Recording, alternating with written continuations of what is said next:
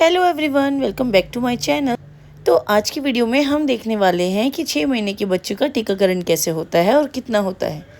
बच्चे के जन्म के बाद टीकाकरण बहुत ज़रूरी होता है ताकि उसे गंभीर और जानलेवा बीमारियों से सुरक्षा मिल सके। भारत सरकार द्वारा निर्धारित यूआईपी नियम के तहत वैक्सीनेशन आपको समय समय पर लगाए जाते हैं, जो कि अलग अलग आयु में होते हैं। बच्चों का टीकाकरण चार्ट दोस्तों मैं आज आपको पूरा डिटेल में बताऊंगी कितने हफ्ते का, कितने महीने का, कौन सा टीका लगता है और वो किससे बचाता है। जन्म के समय सबसे पहले टीका लगता है। जब बच्चा जन्म लेता है तब उसे एक टीका बीसीजी का लगता है, जो कि टीबी से बचाता है। इसके अलावा ओपीवी पोलियो का टीका लगता है, ओरल पोलियो वैक्सीन लगती है मतलब। तो पोलियो का टीका जन्म के समय में लगता है। और तीसरा टीका लगता है हेपेटाइटिस बी का, जो पहली खुराक रहती है, जो कि हमें लीवर की बीमारियों से दूर रखती है। उसके बाद बच्चे को 6 हफ्ते पे, मतलब जब बच्चा 1.5 महीने का हो जाए, तो एक टीका लगता है डीपीटी का, पेंटावेलेंट 1, जो कि हमें डिप्थीरिया और काली खांसी से बचाता है। इसके अलावा ओपीवी 1 पोलियो का इंजेक्शन लगता है। इंजेक्टेबल पोलियो वैक्सीन होती है ये। तो रोटावायरस वैक्सीन 1 लगती है, जो कि डायरिया से बचाती है बच्चे को। ये सब 1.5 महीने के बच्चे को लगता है। इसके अलावा पीसीवी 1, जो कि न्यूमोनिया से बच्चे को बचाती है।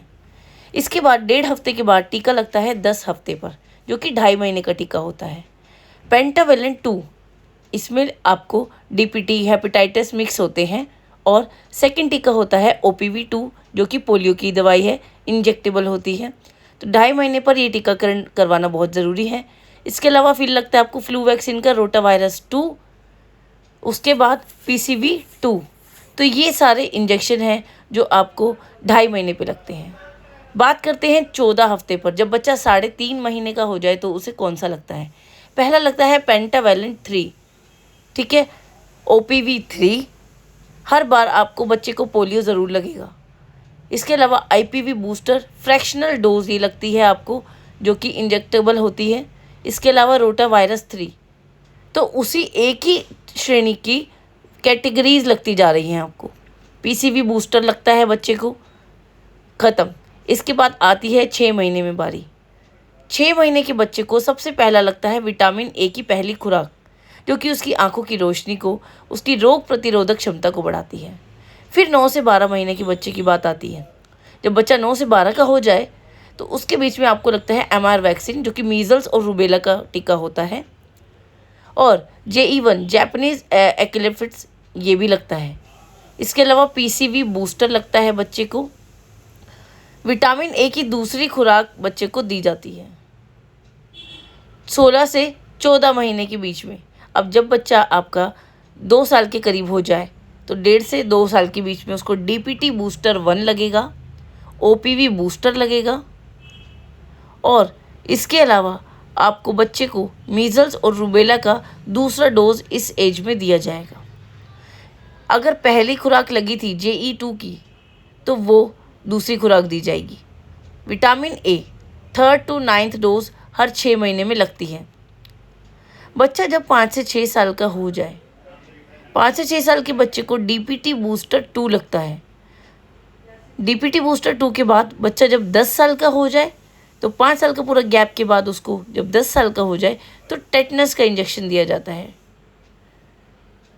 उसके बाद जब बच्चा 16 साल का हो जाए, तो 16 साल का होने के बाद उसको दूसरी खुराक दी जाती है टेटनस की, मतलब 5 साल में एक खुराक दी जाती है।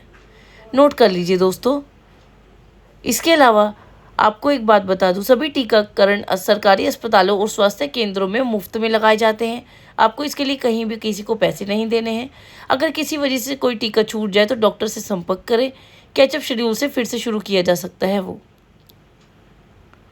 निजी अस्पताल में कुछ अतिरिक्त टीके भी दिए जाते हैं, जो कि अलग अलग तरीके के होते हैं, जैसे कि फ्लू वैक्सीन का टीका।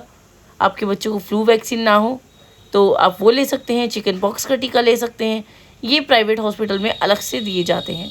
हेपेटाइटिस ए का टीका आप अलग से भी लगवा सकते हैं। इसके अलावा आपको लड़कियों के लिए अगर लेना है तो सर्वाइकल कैंसर के बचाव का टीका भी लगता है।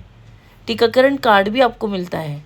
तो आप कभी भी हॉस्पिटल्स में जाएंगे तो जब बच्चा जन्म लेता है उसका टीकाकरण कार्ड दिया जाता है। बच्चे का एक टीकाकरण कार्ड जो होता है वो संभाल कर रखना चाहिए।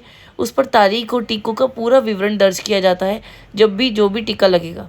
आपको चाहिए तो मैं एक PDF वैक्सीनेशन शेड्यूल भी तैयार करके दे सकती हूँ।